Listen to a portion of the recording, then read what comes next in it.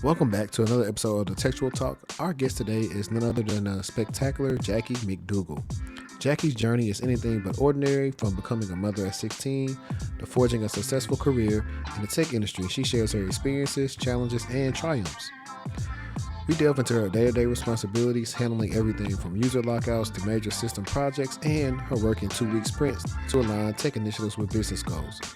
Jackie also offers practical advice and resources for aspiring Salesforce professionals, highlighting the vibrant and supportive Salesforce community known as ohana. But it's not all about tech. Jackie's story is rich with personal anecdotes about overcoming stereotypes, the importance of mentorship, and the emotional highs and lows of balancing work and family life.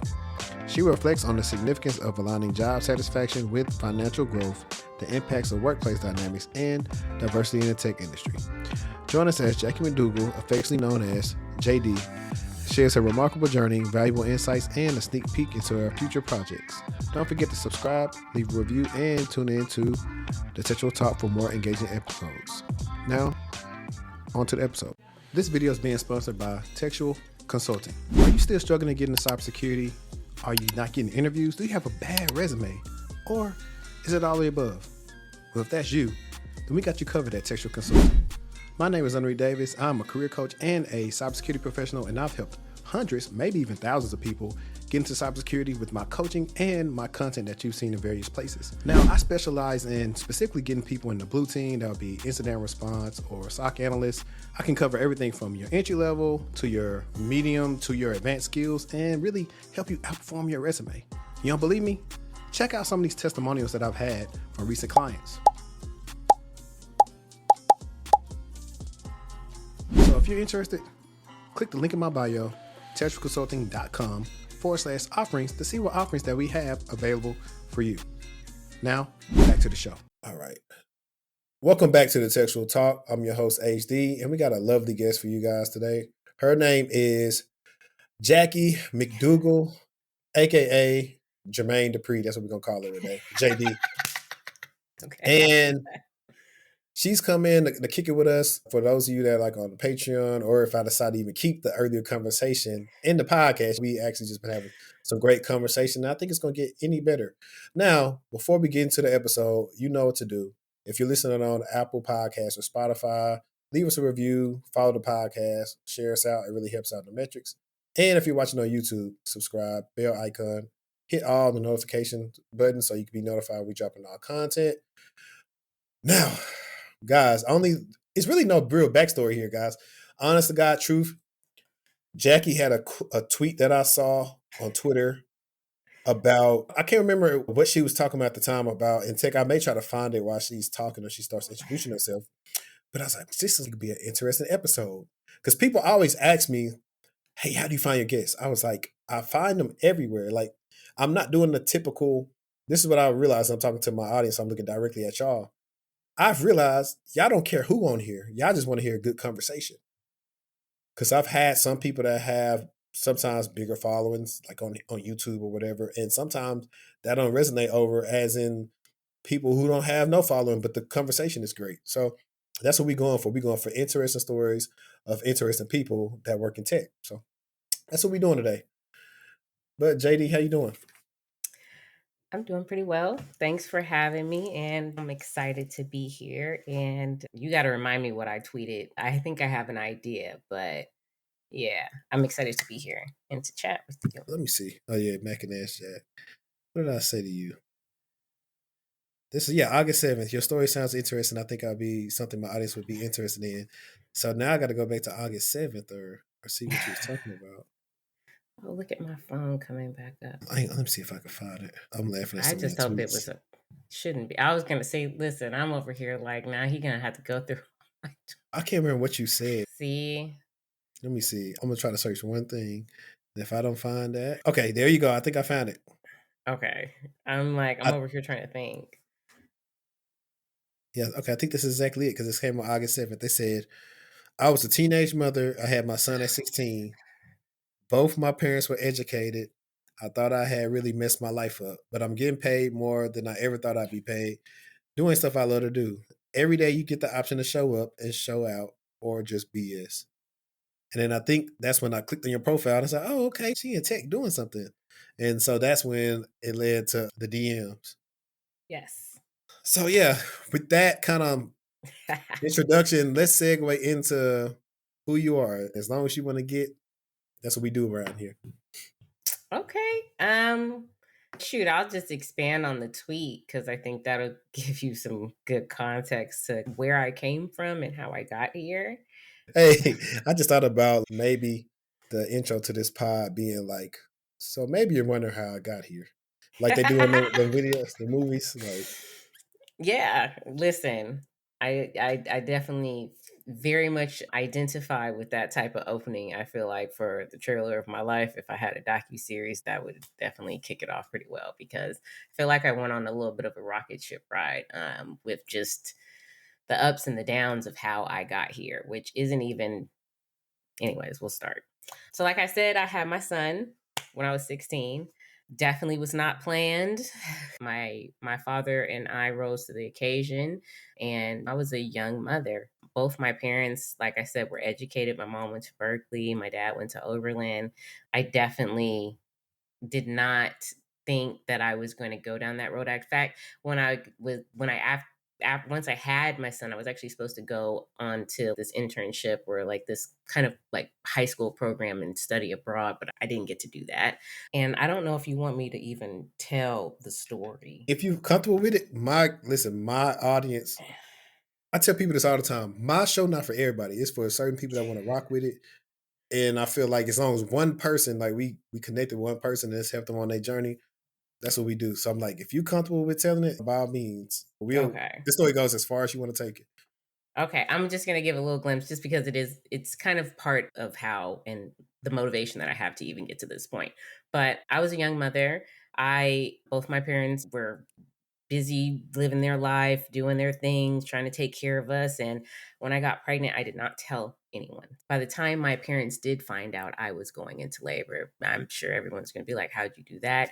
I'm going to write a book. I want people to know that because I find this to be just like the catalyst and like the fuel to my fire and how I kicked everything off. But I say all that to say is that after that point, I had to figure out what I wanted to do because I didn't want to be a stereotype. You know what I mean? That was never the plan. It was always to go to college. It was always to try to make my parents proud.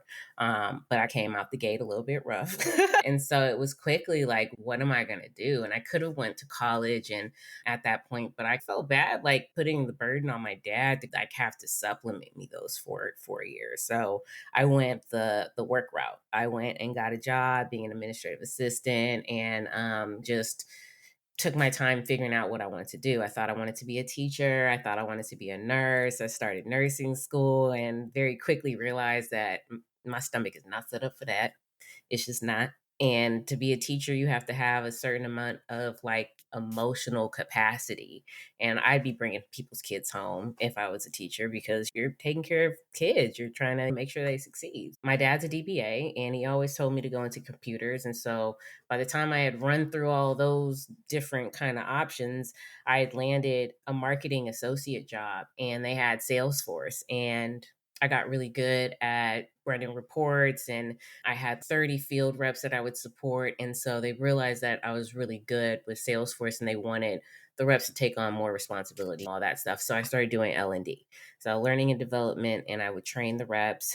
And from there, it just snowballed into just Salesforce. That company downsized. And because I like Salesforce so much, I started looking for more opportunities to do Salesforce, even though I wasn't certified. So my next job was a project management job, and they didn't have a really good platform to manage their complex process of campaign finance. And I got the job, got a budget, did my first implementation, and it was just like, I love it. Like, I want to do more of it. How do I get more of this? The election year was up. I found myself again not getting to do Salesforce, so I left. And from there, again, downsized. And I was like, okay, you can't keep doing this. You need to do this for real. Let me go get certified. So that's what I did. Had a lot of crazy life stuff go on during that time. Me and my daughter's father broke up, and I literally was like on unemployment in this certification course that was 13 weeks. That was how long my unemployment was. And I had this fellowship at the end with this consulting firm for a month and a half. And so at the end of that month and a half, is my unemployment was going to be up. So I needed to have a job. There was not like I had to do something. Last day, didn't have an offer. And I was sitting there, what we gonna do, Sky Daddy? And by 6 o'clock, I had two offers. I had one from the consulting company, and then I had one from an ad tech company that I ended up working for. And ever since then, it's just been a rocket ship ride in startups. And I was a junior Salesforce administrator after I got certified, and I started with that ad tech startup company, and now I'm senior Salesforce administrator for a BI company. Yeah. Nice, nice. So we'll do this first for the listeners, for the watchers. It's been a minute since I've had somebody it's probably been what, 2 years or something since I had somebody that's actually did what you do in Salesforce. Could you give them a simple explanation of what Salesforce is? Yeah. Salesforce is a CRM tool. And essentially, you can think about it like my old boss would compare it to a Google sheet. Think about it like that. You're just capturing data, but it's in a very nice UI. Think of it like an Amazon for business. You can type in, look for clients, look for deals. It's a database. And so Salesforce has many different clouds, different niche products, things like that you can have specialties in. I'm certified in Sales Cloud, but I have experience across multiple clouds. And essentially, I manage their Salesforce instance. Anything that touches Salesforce integrations, it can be as simple as, hey, I need a new field, or it can be as complex as implementing new like lead to cash process. You know what I mean? I get a little bit of everything. No one day is the same. I don't know if that kind of says enough, because I think a lot of people wonder what we do, and it's really hard to explain because I'm also a BA and a PM, and then I also build in the system, and it can be something lighter. It could be code and flows and things like that to make the business work more efficiently. So it's an interesting position. Got it. We'll definitely get there. It seems like you had a lot of interesting things going on in your career. So I want to say, so you got into Salesforce roughly in 2017, right? Yes. Yes. I had been doing it since 2016. I just wasn't certified yet, but 2017, 2018 is when I got certified and I started really doing it. Okay. Now that's around the time I started my security career. So I just remember 7 years ago, it was always 2017. So that's why, I try to seem a little smart. Yeah. But so I know we glossed over the Cliff Notes version of your story, but how I want to, before we get into kind of like your professional life, I want to ask, how was it that probably like that high school kind of transition into maybe saying, hey, I want to go to school, I'm going to do this and that. Like, how was that being a single parent so early on in life? Because I know it comes with its pitfalls of trying to figure out how I'm going to do all these different things. I will say, if I didn't have my dad, and if I didn't see him working and like basically being the person I am now, I don't know how or if this would even be a thing. Coming out of high school, I had my son in high school, me just trying to enjoy what I could in high school, being a young mom and going to prom. And I got to do all that, and coming out being like, okay, like you're an adult, like what's next?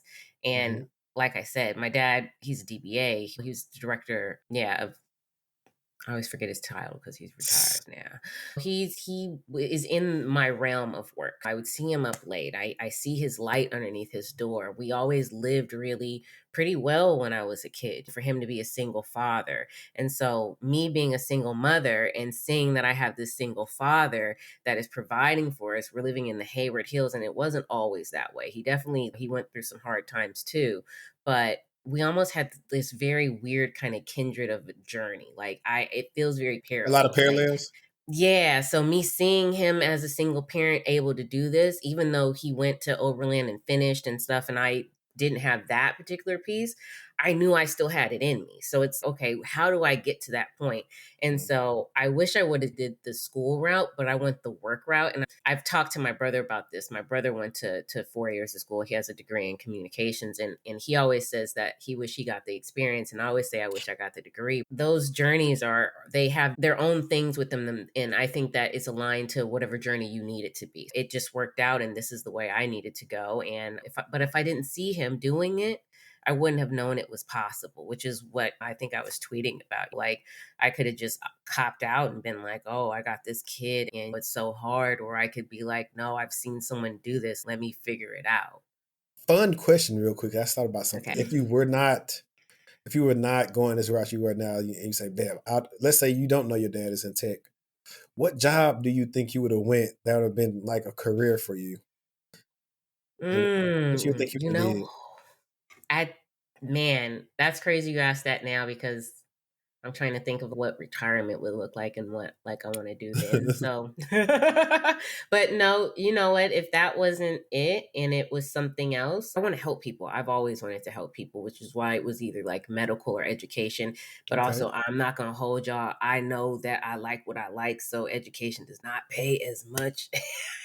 Yeah, I say I probably You say know at the what I school mean? level. I think the people who go consult for school districts and all this, so they the ones that get the bread. Yeah. So I probably would have chose medical just because I like to feel like I'm doing something. I want to see the results of what I'm doing every day. So I So probably would would you have have been like been a like nurse or something or a a nurse counselor? practitioner, probably something like that. You Yeah. wouldn't have been able to tell you nothing. You can't tell a nurse with a good job. Nothing. Listen, Anna Nathan. mama, you're not going to be able to tell me too much of anything. I can't be wrong. I'm a mom Uh-huh. and a nurse. I know. No. But listening to you talk about your dad, seems like you got the utmost respect for him. That just it seems like, and I know we talked about this before the call, and I can't remember if you even said it earlier because I was looking at some other notes. But you said, hey, they didn't know you had these big clothes on. It seems to me, and it's not me actually trying to be funny, but it seems to me like you were very aware of how hard your dad had to work and all this other stuff. And it maybe seemed like you didn't want to put like a burden or something on him or something based on You know what? that. The older I get, the easiest way I can explain that is probably, yeah, I didn't want to burden them. Mhm. I grew with my mom had her own kind of ailments when I was young, and I had to assist and take care of her. And I think I quickly realized, like, adults, even though they're parents, like, they're still people. And I knew he was already going through a lot. So it's crazy because when I went into labor, I had a plan. I was like, if I make it to my mom's house, I can take my mom's car, I'll go to the hospital and I'll figure out everything later. Like, I had thought this through. I was like, I'm going to get a job. I'm going to figure this out. They're not going to have to do anything for me. And that did not happen at all. But yeah, I didn't want to burden them. And there Yeah. was just a lot going on in the family as it is. Right. I'm just thinking about just knowing what it takes to like have a kid or something like that. I'm kind of like useless, like driving yourself to appointments and you had to like a. Yeah.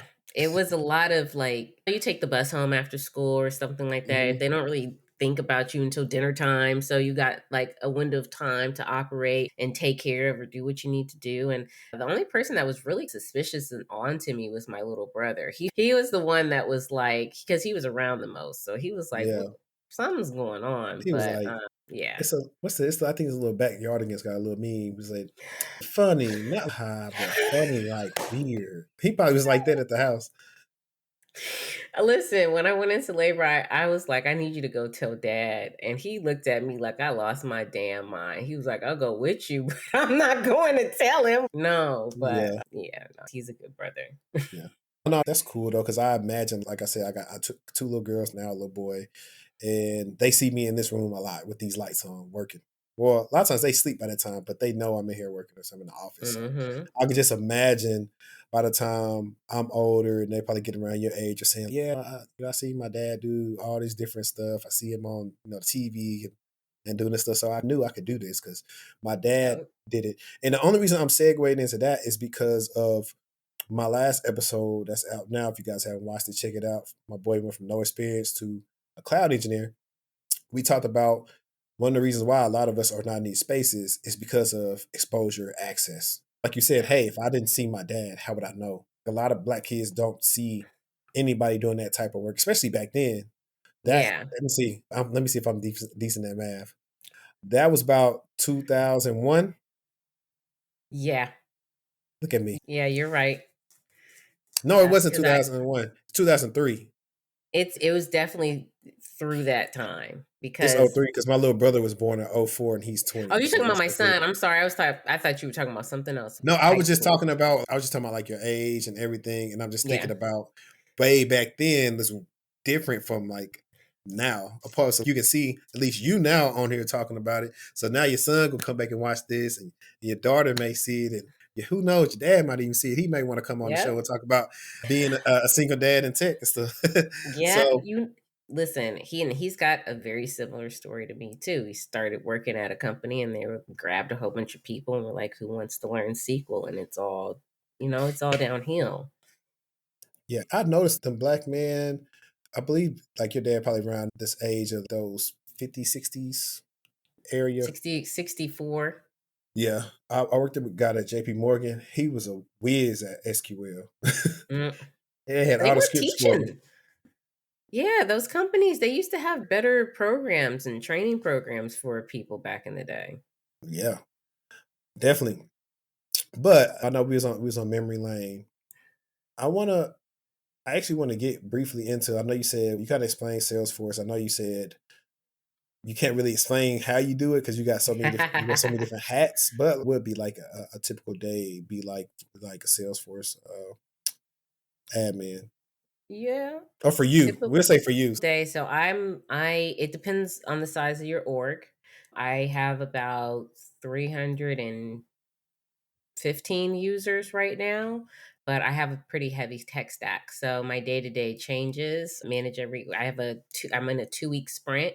Every 2 weeks, I pull in projects and we get them prioritized with the business to make sure that it's aligned with the most important things that need to get done. Those are usually bigger projects that take about 2 to 3 weeks or longer to finish, and then work on those for the next 2 weeks. But also, just it could be someone that's locked out, it could be anywhere from a help desk kind of issue to a user's experiencing an error with something because there's a bug, or maybe there is a new release that came out and we didn't update something, so we need to fix that.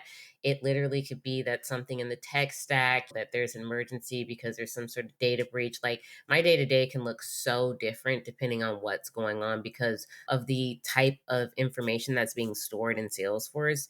It's pretty important to the business because everything is pumped into Salesforce. So it could be an integration, it could be a user issue, it could be a report request, which I'm just remembering the head of security asked me for a report and I did not get it to him. Or it could be a new integration. So it really depends. And that's part of the reason why I like my job. Every day I have to do something with user management because people are onboarding, offboarding. I try to automate a lot of the things that I have to do repetitively because what's the point of me managing it if I can't do it like that? But it's a whole system. I'm managing a lot of different objects, people's access to it, and outside external platforms that touch it as well. And it goes from projects to smaller change requests. Okay, look at you talking about 2 week sprints. Yeah, I never would have thought that. I definitely thought I wanted to be a nurse. So to be here in this space is surreal. But I like to tell people because I really eventually I want to give back, especially to young women who have kids, because the way that it changed my life to be able to go from making $50,000 to making like over $100,000, and just understanding that technically, like, you can be in a certain space, and if you have really good soft skills like that, this is the kind of position that you can excel in. And it's crazy, and I just don't think people know that. Yeah, no, actually, I was about to get in the next thing of asking you what skills do you think someone should have? Let's say they don't even have, like you didn't really just have the background doing Salesforce at first, but if they wanted to get into it, should they get on Trailhead? What should they do?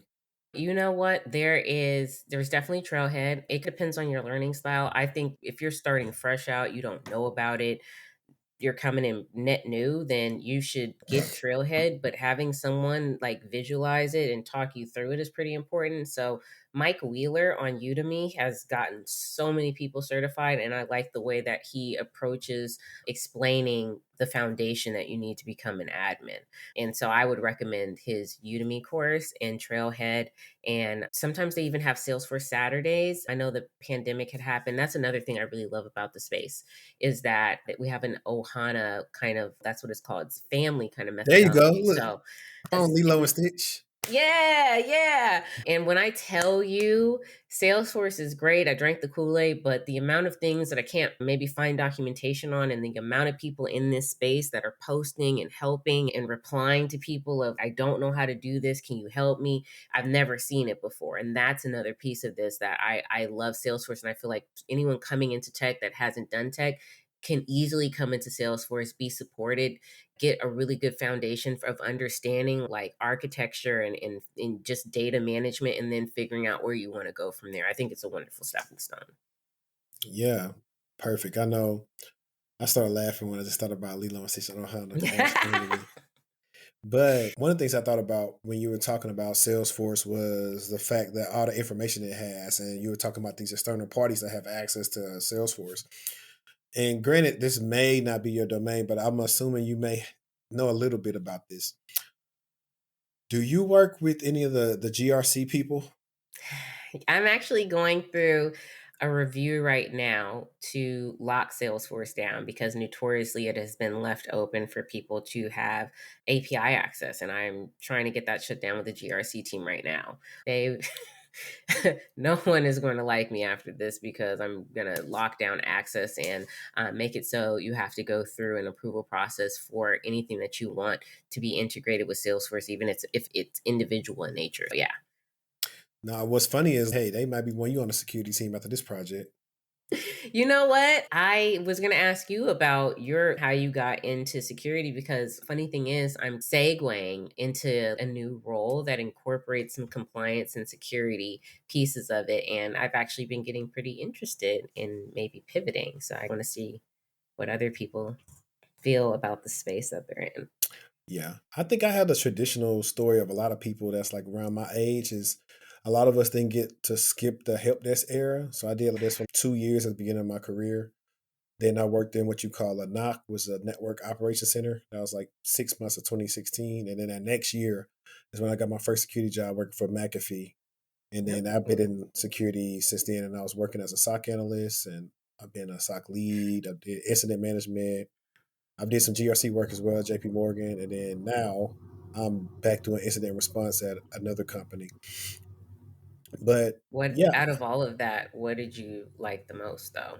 I like what I do now the most, but I like when I was doing more lead type work because I get to use a lot of my soft skills and I get to complete more projects versus being in the weeds all day. And that's cool Mhm. sometimes too, but being able to fix the things that I see that are messed up, I like doing that better than some of the stuff I do on a day to day basis because I can do it like the back of my hand to where it's, you know what, I can fix this if y'all just let me do it.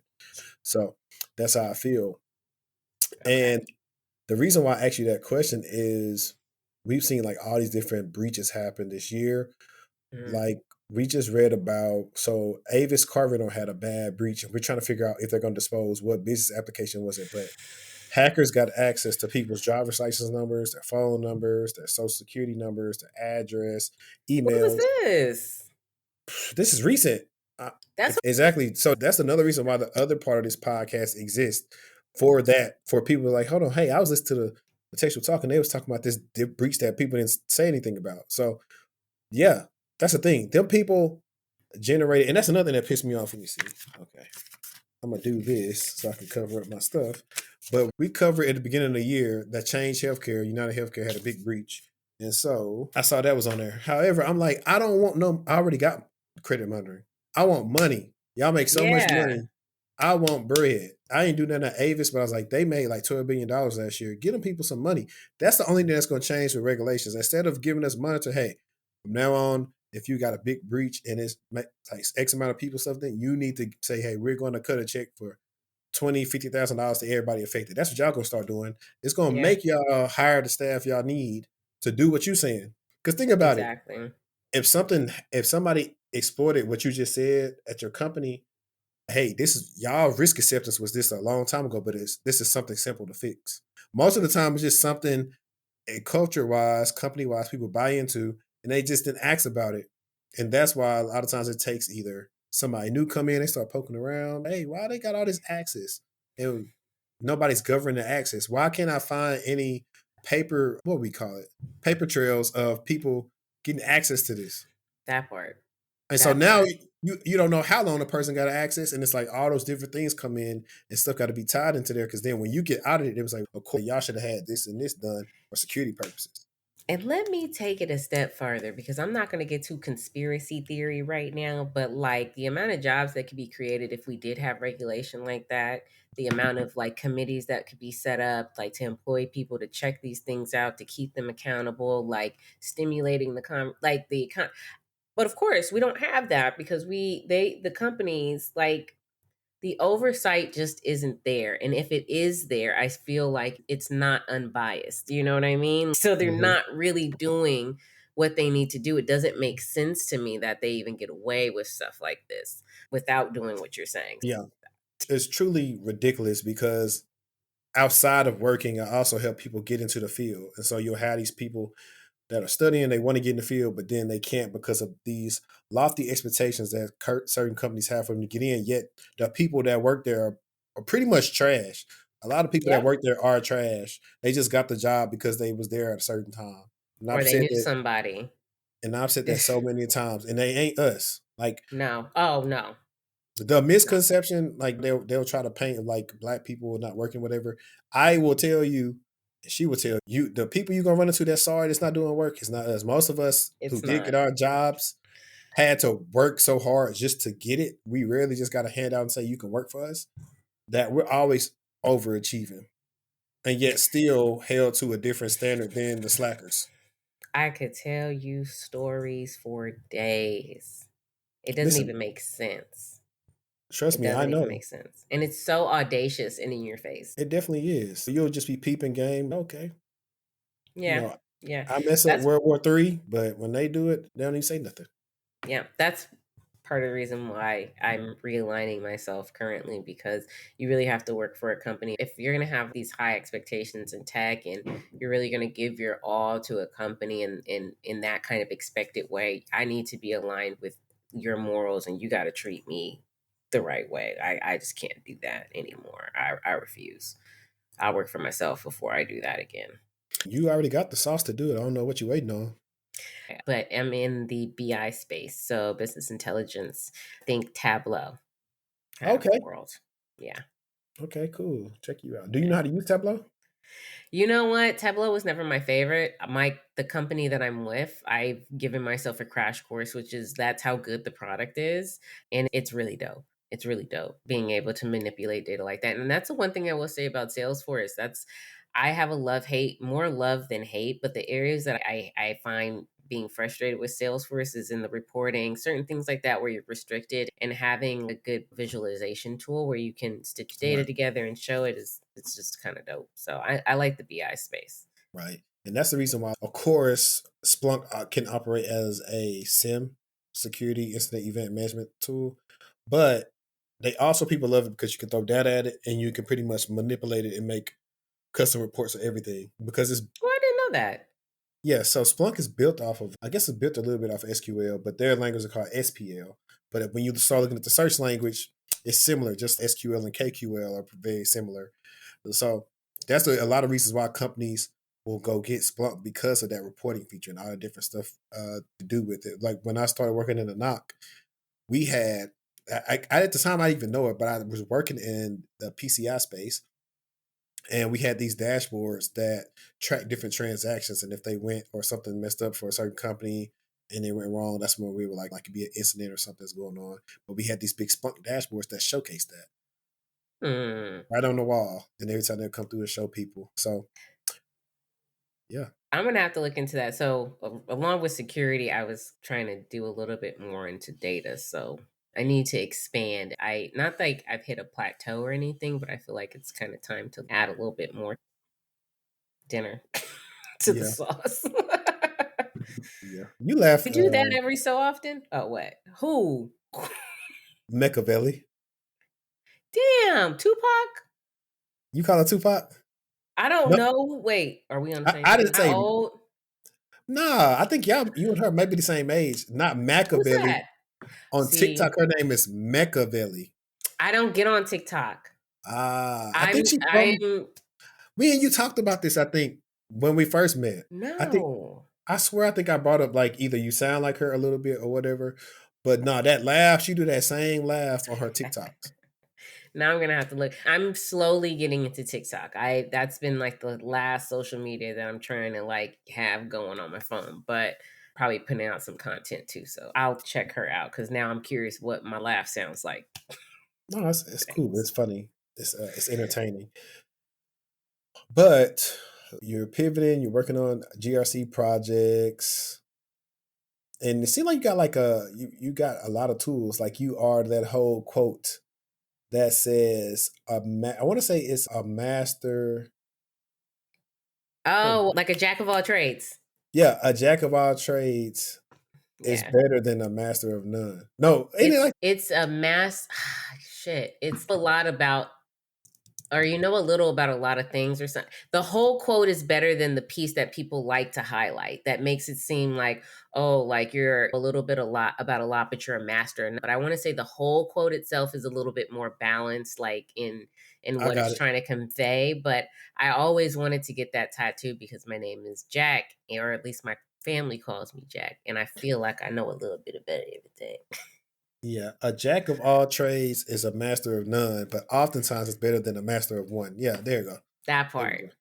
Yeah, they always just say a jack the of all first trades, part, master of none. Yeah, yeah. So that's what I thought about you and your role. Because you know what?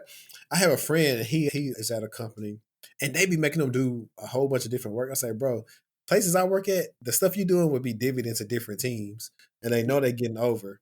Because they not like paying you if you was doing all that work. And I always be like, man, listen, you need to get your bread. I was like, ain't no way possible this role do less than you and get paid more and you doing all this stuff for scraps. my dad told me that was part of the reason, another reason why I was like, okay, I feel like I've paid my dues, I've done the baptism by fire, I've thugged it out, and now we're gonna take stuff off my plate. I feel like that's normal though, don't you? Like coming into it, like having to take roles where you got a little bit more and you have to do it to get into the space, or I think no? it depends. If it's like a generalized term, like I have a client where he accepted a role that it's like a security admin. In my mind, I'm like, okay, this is going to be a generalized role where he's going to do multiple things and they're going to get their money out of. And I know that because I have insight of what I know roles to be. I say anytime a role is not specific, it's going to have you Yeah, doing a whole bunch of crap. And I see that a that's lot of true. times with a system administrator, anything type of administration type of role, you're going to do many different things. However, the benefit of that is it can lead you into your niche. Yep. That is, you are preaching right now, okay? That's exactly true. And it's really important to make sure you have support for the products and for like best practices, all of that, especially in my world. Because if your company has Salesforce and they just want you to do things quick and dirty and they don't care about supporting it, they are going to try to get it up out of you to Yeah, the star. yeah. But that's good though that you are getting ready to actually just work at more of a higher level and just hand stuff out to the PM or whatever. Because you're like, look, I know what to do, but I'm not going to be doing everything. Because Yeah. ain't no way possible you should have been doing identity access management and all the other stuff you was saying you was doing in your role. I'm like, she need a raise.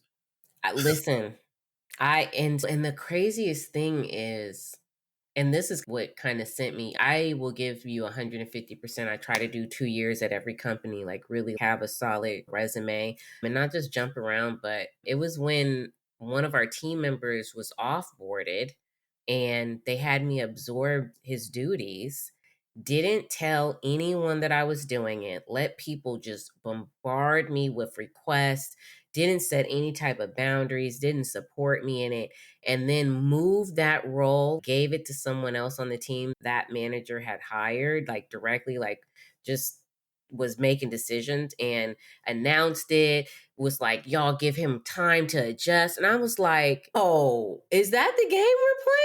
Like, okay. And that's when I realized, yeah, no, we can't do this. We can't.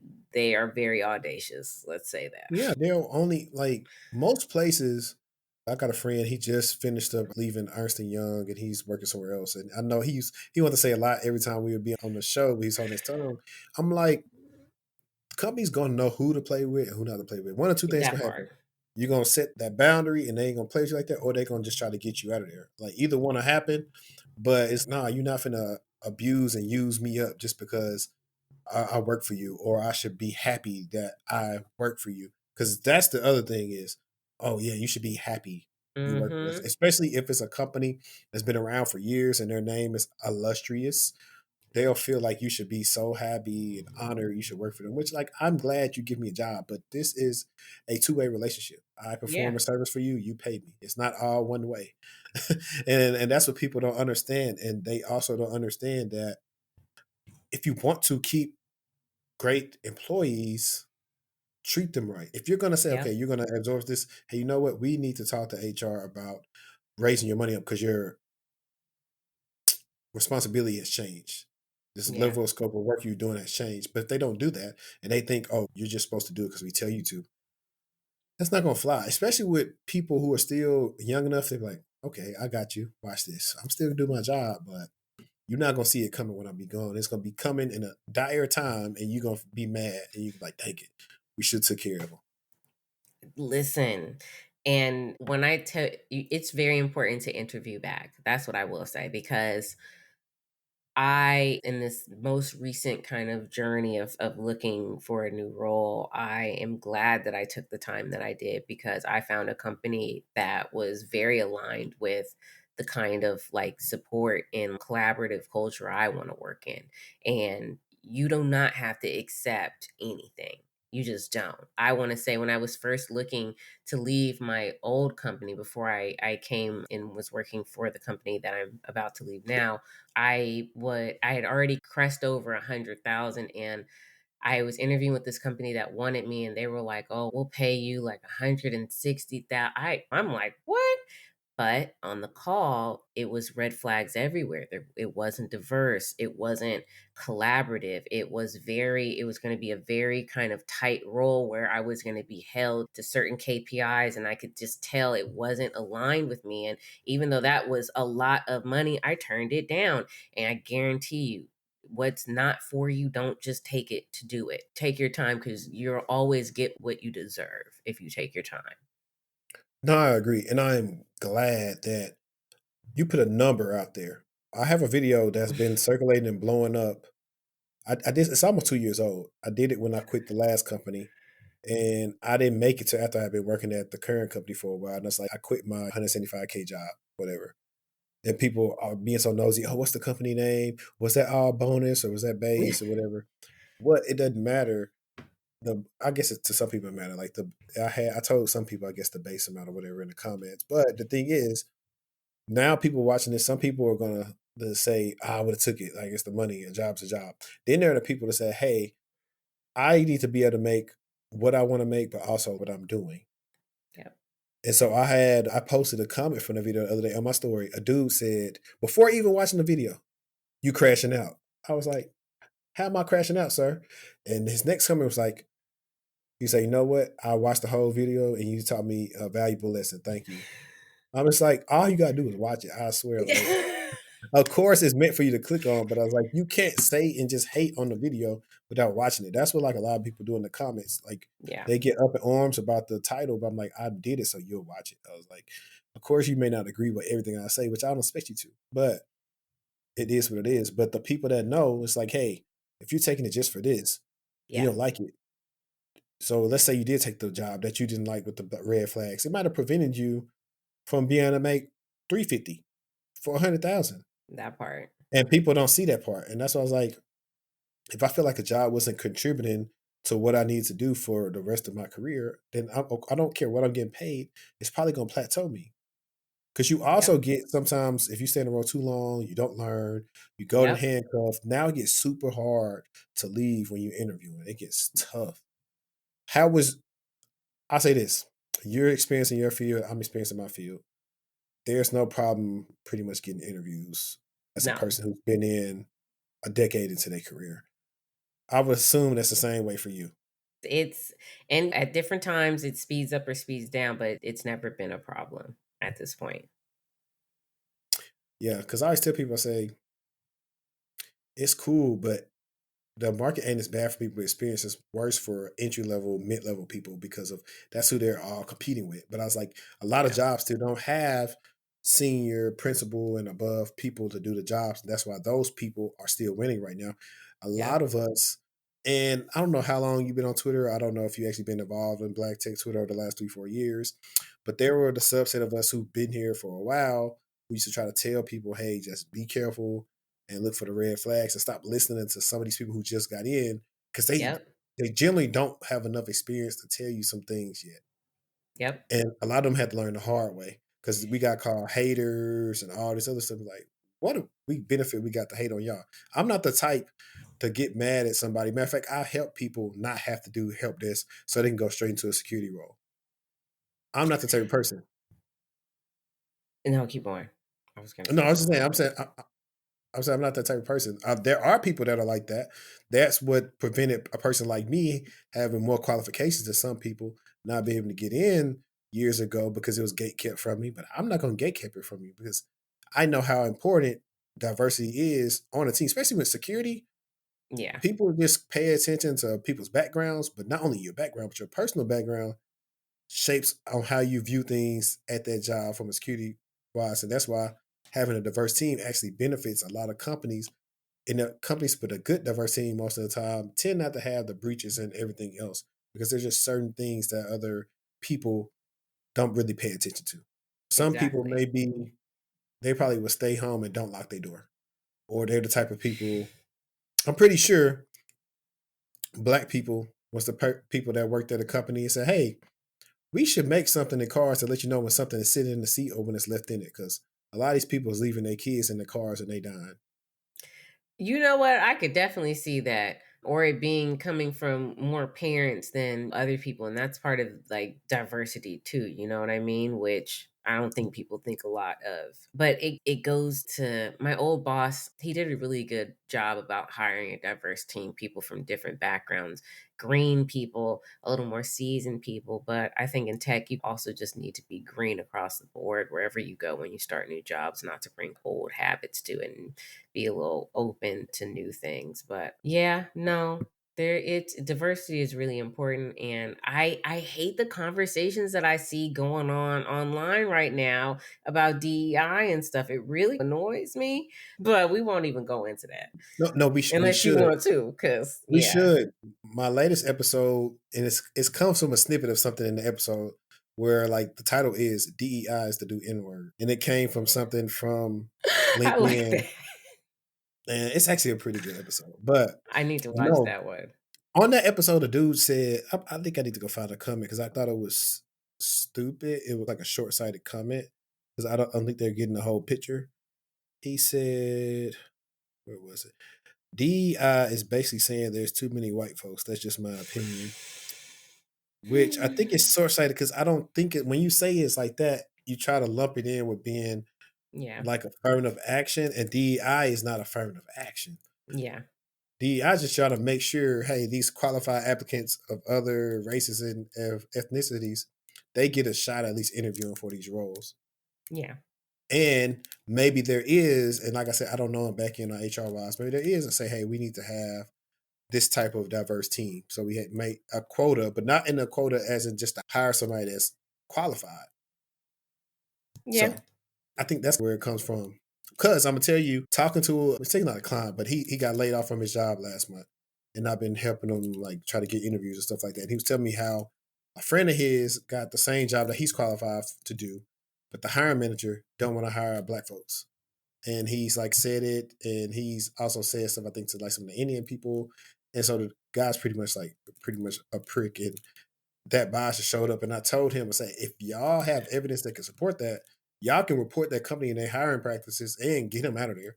Yeah.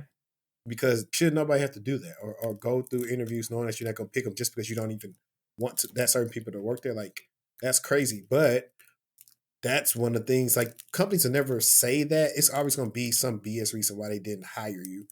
But a lot of people that in that minority range, like I don't know what the numbers come to in tech, but I think the numbers may be, I know in cybersecurity, it's 7 to 8% of Black people are like in cybersecurity.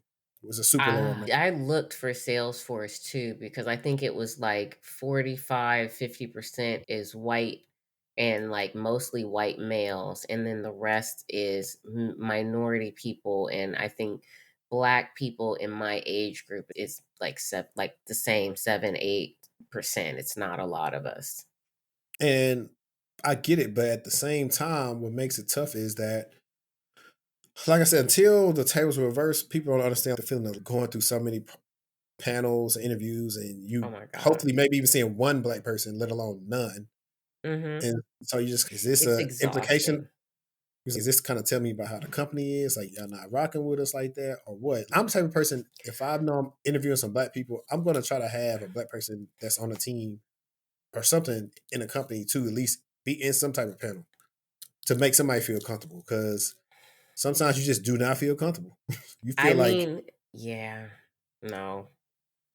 You're right. I was just thinking because, like, currently the company that I interviewed, there was no one diverse on the panel, but because I think everybody was aligned with the mission of the company, I didn't feel like I couldn't say yes to this offer. I felt like yeah, I would be okay. But the company that I was talking about, like out the gate when I was looking to leave my like other company, the panelists, it was not the same vibe. It was very clear, like, you guys don't have enough diversity in the culture of your company, and I can feel it in the interview, and I'm not rocking with that. So there's different in it. I was going to ask you that if you feel like the more time that you have in this realm, that the easier it is for you to go into those spaces when it isn't diverse, as long as like the culture feels welcoming. Because I'm getting there now where it's like when I first started off, imposter syndrome was real. I needed to see people that look like me hmm because it was you coming into tech and imposter syndrome, that's not a joke sitting in those rooms with those people. So I'm just curious how you felt about it. Now I feel like it's hit or miss. Like it comes sometimes for sure, but I'm more comfortable if I were to walk in a room and not see a lot of me and be okay.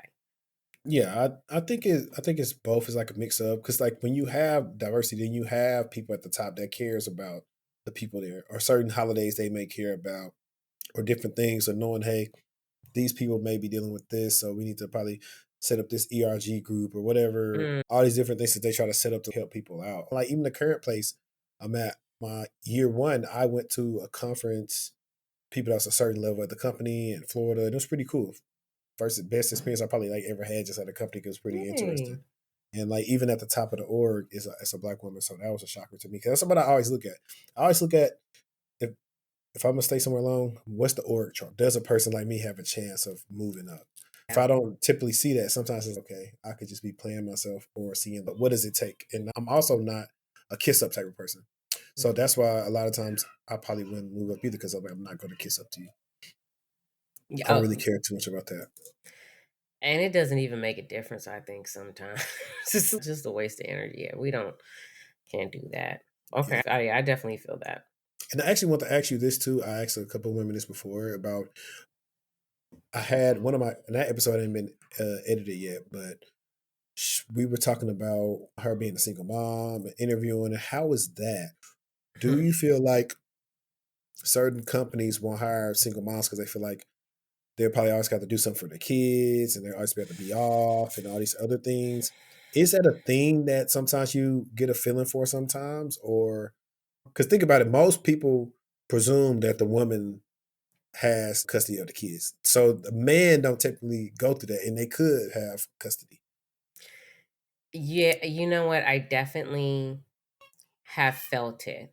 I want to say someone's even asked me in early interviews before I really was in tech of, do you have, are you going to be able to do this job because you're a mom? And I was like, yeah, I have support, I have family and stuff like that. And then I started baking that into my interviewing of letting people know I was a mom, but that I had support. And thinking about it now, it's like, when did that happen? But I would just start saying it because I just would start assuming that people would think I couldn't do the job or that it would take away. And I think I'm pretty balanced, like, of being able to see both sides. I think I read something of the amount of time that, yeah, we do have to take away, like, to go tend to children, but, like, the kind of, like, work personality I have, I work into the night. I saw my dad do that. So it's I'll go handle my kids, get dinner, and then be up till 2 o'clock in the morning doing the work because I'm like, that's how I am about what the things that I commit to. But yeah, it's definitely present in the job I have now. It definitely it feels like it depends on who's interviewing, who's going. I feel like as a mom, like you can read people and you know who you need to make feel more comfortable with it than other people. I definitely can read the room pretty well on that one. So yeah, it's hard, but I think that's where your soft skills have to come in so people understand like what you're capable of. So they know that even if you were taken away from it, like you're on top of your shit. Yeah. And speaking of soft skills, I forgot because actually some soft skills actually do have names. Do you know the names of some of your soft skills, or you just got them? You know what? I'm not really good at this, but I would suggest, I will say that something that it came up for me recently that I think people should investigate is it's called this predictive index test. And I did it for a job interview a long time ago. I was probably like 18, 20. I think it's really good to take into interviews as long as it's positive. Your results are positive, but it breaks down like who you are as a worker and like how you approach work and things like that. And it's really it goes in depth. It was amazing. But soft skills wise, communication is super important. Empathy. I think being a mom, those soft skills of like in tech, Patience. patience, being able to deal with someone that doesn't understand what you do or like the technicalities behind it, being able to like, yeah, do that. That's a gift. Time management. I think making people feel comfortable in you facilitating this work. That's the biggest thing I can say is if you want to sum it up, because the more comfortable I can make someone feel in my capabilities and me getting this project done, the smoother my job is. And so that's what I come in with, making people feel good, making sure they have visibility. If people don't have to ask a lot of questions, they feel pretty good. So those are like the biggest soft skills for me. And I think that it goes really granular into like different things that are important, and we could talk forever about that. But another thing is I think is really important. And for me as a mom, of what I realized in tech is that understanding being my boss's right hand man. It's that got me so far. I had a boss that was in high level meetings. We're on this rocket ship ride, like we're the only two admins. Me understanding him and how he thinks and what's important to him, and coming to meetings already ahead of it. When you understand what someone wants before they want it, because temp checking everything, like that's a big soft skill. And I don't even know what to call that, but if you can be ahead of the curve just a couple steps, it does wonders. Yeah. While you were talking, I found like some of the soft skills were like adaptability, critical thinking, leadership, problem solving, patience, dependability, organization, and enthusiasm, Ooh. giving feedback, interpersonal skills, decision making, emotional intelligence. That's one I always bring up in interviews. Teamwork, creativity, listening. So yeah, you're right. You're right on it. And I think for most people, they just need to figure out like how they apply those things. Or what I tell people is, I don't like when people list these in the skills section because like we need these for technical skills. I was like, we can show these soft skills in our bullets on our work experience, or you can showcase them during the interview. That's how I typically Yes. tell people we can do with these soft skills. So we don't want to waste space because people not looking for the team player and the problem solver. Show how you solve the problem in one of your bullets versus telling us. Like show and not tell. No, that it goes such a long way when you have a good story and you can walk someone through how you solved it and they can see that enthusiasm is big when people know that you're excited about what you do because they know that you're going to try your best. Like it goes, it's a big one for me. Mhm. Yeah. It's Mm. giving excited. So I wanted to ask you this. What are like a couple things that you thought I would have asked you that I didn't ask you? Hmm. Worky stuff, like of like the kinds of like projects that I do. I figured we would definitely go into day to day, but like maybe some of the bigger impacts that I have to the business, hard it is to become an admin, maybe. Yeah, you know Uh, what? Let's because you made it seem easy. So I was like, it's probably easy for her. Let's talk about that then. Let's talk about, is it hard to become an admin based on nobody with no experience? 'Cause I guess I should have followed up on that when I asked about how to get into Salesforce. Because I used Salesforce and I thought it was cool, I think that's why it was a little bit easier for me. But I think anyone can, as long as they can understand the foundation of what it is, that it's like this big kind of master Excel sheet of a company's data, and that you get to build declaratively. It's not you coding. You can code, but it's a lot of clicks, and it's just you understanding how the system works. And if you can understand the foundation of how the system works and stay up to date on all the features and the things that are changing, that's like the baseline of being an admin, is understanding the product and how to leverage it for your business. You have a B2B business, a company selling a SaaS product to other businesses. You want to know who those companies are, who we contact there, all of our deals, are we billing them? All of that lives in Salesforce. And then you're just building out processes. So I think it's hard for me to conceptualize for people sometimes because I've just been doing it so long, but it's not hard to learn. You just have to translate it the way you need to, because we all do it every day. When you go on Instagram and you're clicking on different things and you can search for this and that, that's all Salesforce is, just for a business. And if you think about it like that, then it's okay, I get the idea. Now you just need to understand how everything talks to each other. And it's so big that you can never really learn anything, which like everything. That's why we have the Ohana community and everyone tries to take care of each other. There's 3 releases every year. So new things come out. Once you get certified, you have a tiny test that you have to like, make sure that you stay up to date with the key features that have been released. It's not hard. But essentially I don't think it's hard for most people. I think that they just have to really want to understand it, and find a class that works for them. Taking the test, I think you just need to get like a 60% or 65%. And once you pass that, getting some experience out the gate, that's probably the hardest thing. And I think we already talked about that. Okay. And then I guess the next one would be, what type of projects should they try to have on their resume to showcase their understanding or knowledge level of Salesforce? You know what? I think right now it's about like data and how you handle it and how you interpret it and how you're going to scale the business, understanding like those kinds of things, like in getting let's see, I got my brother certified. Well, I didn't get him certified. He got himself certified. But you can be a junior administrator. Junior administrator jobs are few and far between, but when they're out there, you can do it. Another good way to get into the space is going into sales operations. If you learn sales operations for any business, you can translate that into being a Salesforce administrator, because ultimately we usually fall underneath revenue or sales or underneath like the board or something, depending on how it's always about the money. So if you understand sales ops and if you can manage that, you can definitely transition into being a Salesforce administrator. I think that is the best way in my mind of how someone that doesn't have any experience can do it. And you can be an administrative assistant, you get into being a sales associate, go into sales operations. Now you get your administrator license and you can start taking those kind of Salesforce jobs. Cool. So I guess the next question is obviously obvious. Are you taking any mentees right now? You know what? I was on the board for the organization that I went through to get certified, and it was something that I really enjoyed doing. I was a Salesforce trainer.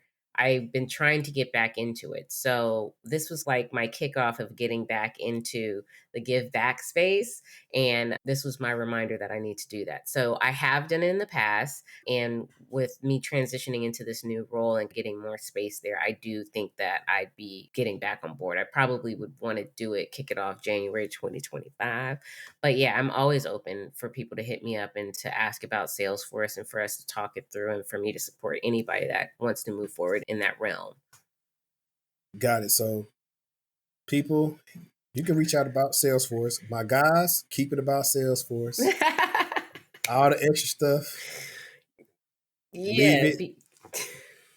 Nah, they be extra for real. They really do be trying to find y'all from this show. I Is might have that to how start that charging. works?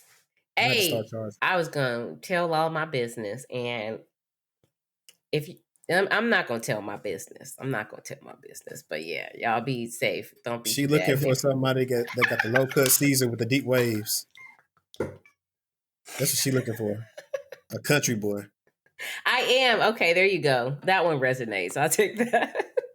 And if your status ain't hood, she ain't looking for a man to be street. If you're looking for me, she need a soldier that's gonna take care of me. You thank you for that laugh because I needed that quite a bit.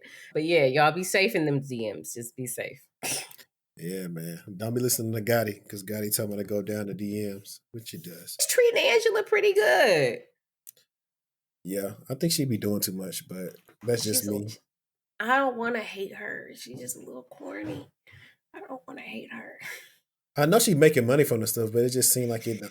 It just be seem like it's lame. The Cheeto incident. I don't endorse it at all. I'm a girl's girl, so We see. So we just told them to be mindful on Twitter, but where can they follow you at? I am on Twitter. My page is down. It's locked right now on Twitter and Instagram because we are in the interviewing process. We got to keep my tweets under wraps just until we get through the background process. That's just how I like to play it. But I do have a Twitter, I do have an Instagram, and I am on LinkedIn. I will be more on TikTok. I'm going to be working on some Salesforce related posts there. But yeah, that's me right now. Perfect. And so, guys, this is what I plan to do, and Jackie doesn't even know this yet. But I'm planning to do probably like a live stream. I don't know when, but we'll probably make it about Salesforce. That way we can do a Q&A. So I don't know if you know who Kim Barnes is, but That name sounds very familiar. But yeah, she's really good at Salesforce too. So I'm thinking about maybe having a couple of y'all on there because that's not my forte. I would just host it and just have the people come through. That way they can learn about Salesforce and also expand your brand some. So I love that. Thank you for this. yeah, Is my formal invite. yeah, it is. And watch how many people watch this afterwards. You're like, the DMs won't stop. But Don't but scare me now. that's cool. But for y'all that tune in, I appreciate y'all for always rocking with me and keep up with us. Get on the Patreon, support the channel. Got some big things in store. Y'all gonna be seeing like some more great content coming your way. But like I always say, until next time, let's stay textual and we out. Peace.